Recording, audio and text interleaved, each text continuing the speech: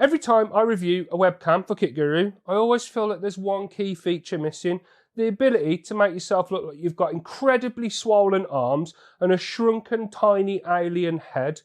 This is a review of the Tiny SE from OBSBOT, a camera that can make you look like this.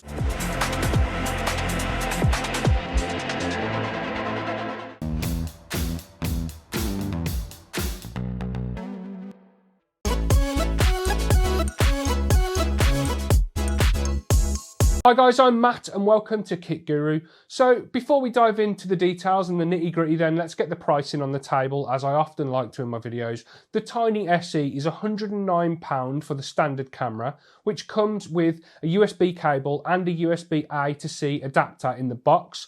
Or if you're feeling flush, you can whack out £179 for the combo pack, which includes an additional remote controller and a USB cable with a built-in on-off switch. In terms of resolution, it supports full HD, that's 1080p, up to 100 frames per second, or you can go for 120 frames per second if you drop the resolution down to 720p.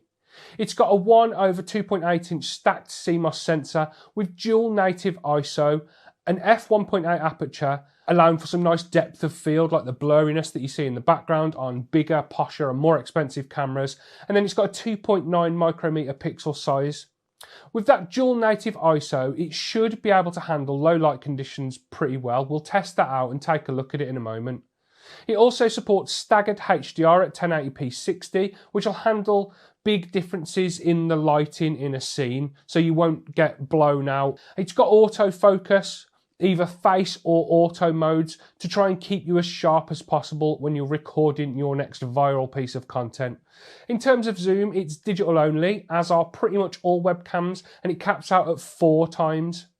It's got a built-in 2-axis gimbal, as I mentioned at the start of the video, which enables the buzzword AI-powered tracking. It can track your head, either of your hands, your upper or lower body, and this tracking can be controlled to a certain extent with gestures as well as software. You can wave at it and stuff like that and make an L shape with your hand. Again, I'll go through that in more detail when we flip to the camera in a minute and have a look at it. So in fact, now's a good time. Enough talking about the specs. Let's switch over to the Tiny SE and have a look at how this all works in reality. First of all, let's look at the tracking features, hence why I'm at this wider angle with the webcam sitting on top of my monitor on my desk. So as I mentioned, the Tiny SE has a 2-axis gimbal, which lets it track me around the room. If I move around, it should zoom in and it'll follow me around. This is going to be a feature that's very useful for anyone that does content in this sort of style, standing up like this, or presenting stuff in meetings and stuff like that. The gestures that I mentioned, if you hold your hand in an L shape like this, as you can see, the camera zooms in, then you can control that zoom by making 2 L's and moving your hands in and out like this. And then if you hold up your how for now hand, that will turn the tracking on and off. So that's just gone off. Now, as you can see, I'm moving, the camera is no longer tracking me. So we can turn that tracking back on, do the L again, and it'll punch back out and we're back where we started. The gestures work pretty well on the most part, but they can sometimes take a few tries to be picked up, but 9 times out of 10 they work first time. And speaking of tracking, the Tiny SE supports different areas and body parts, as I mentioned. There are presets for upper body, which is this kind of shot that we've got at the moment. You've got close-up, which is this one, much like holding up the L. I'm not going to do it again because the camera will start moving around and stuff. You've got headless, which cuts off your head and then focuses on your torso and your chest and stuff like that. Then finally we have lower body, which I can't see or think of any use for this. Why would anyone want to track this bit of themselves?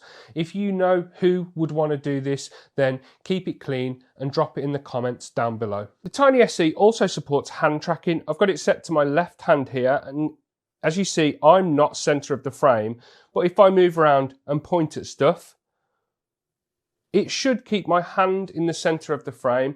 I've found through a bit of testing that this works when you're about 1 meter away from the camera, which I am about now. If I move further away, it will start losing the tracking of the hand. So your hand's got to be quite prominent in the scene, but once it picks it up and you're close enough, it will reliably track. That'll be good for anyone in like presentations that wants to point at stuff.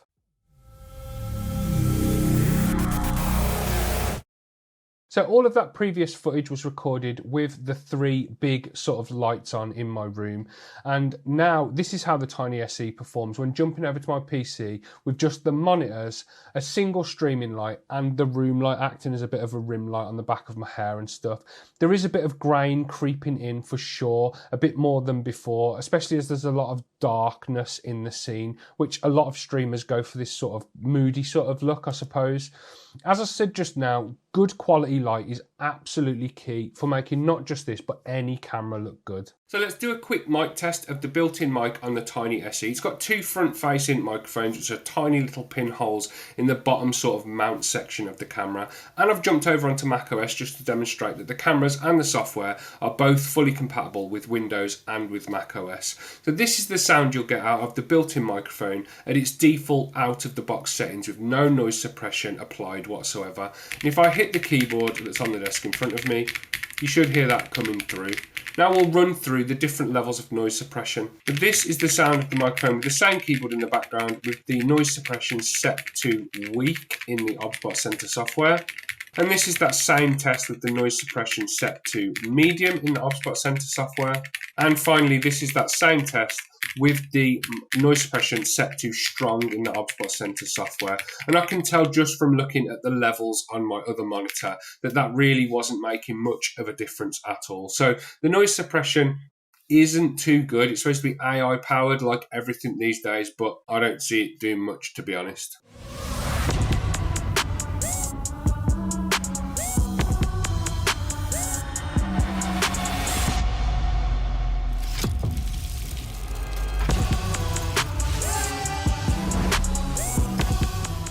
Finally, let's talk about the software. It's called OBSBOT Center.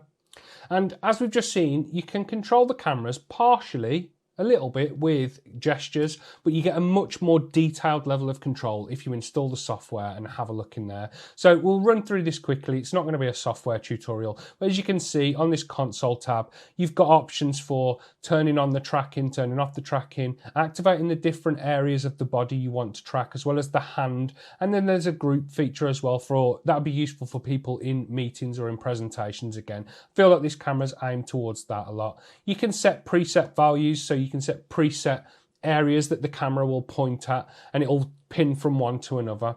And then you can see it moving now. You've got a little joystick where you can manually control the direction that the camera is looking in. And then you've got the zoom levels and some presets for the different zoom levels like this. If I do that, it's going to punch out a little bit. We'll punch back in like that.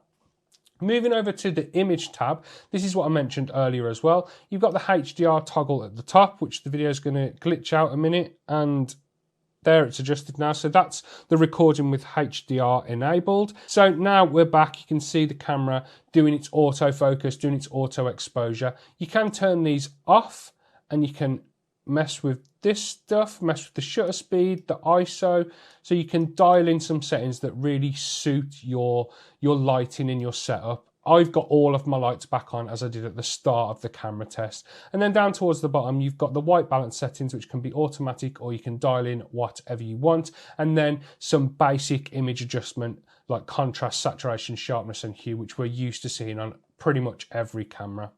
Finally, moving over into the More tab, this is where you can change what image is shown when the camera goes to sleep.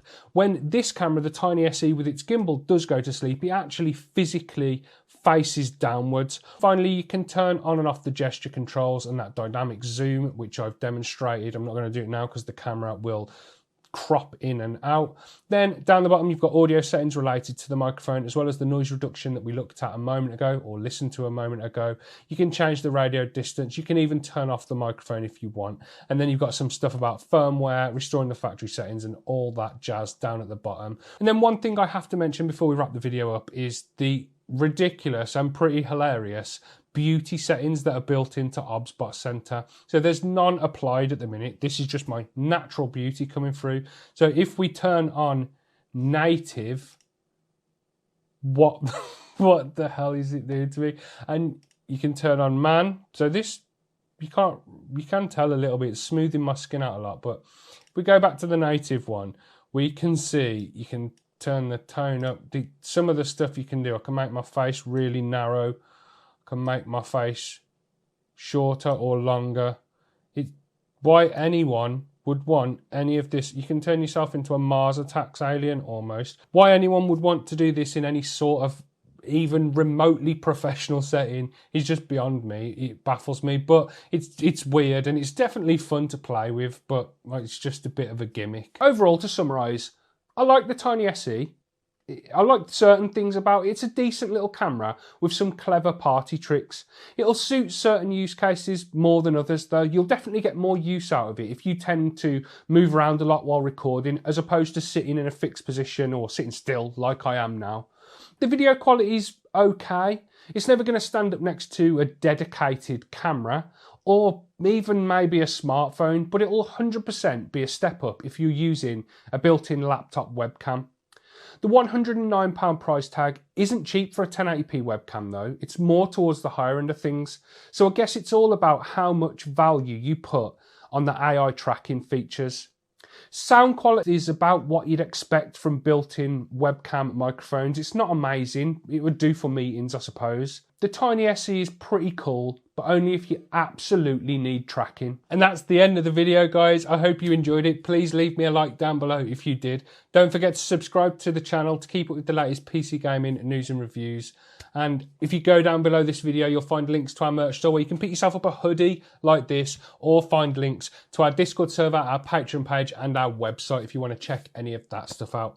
Anyway, guys, I've been Matt. I don't always look like this, but I do thanks to this OBSBOT Center software. I will speak to you in the next one. Look after yourselves. See you later.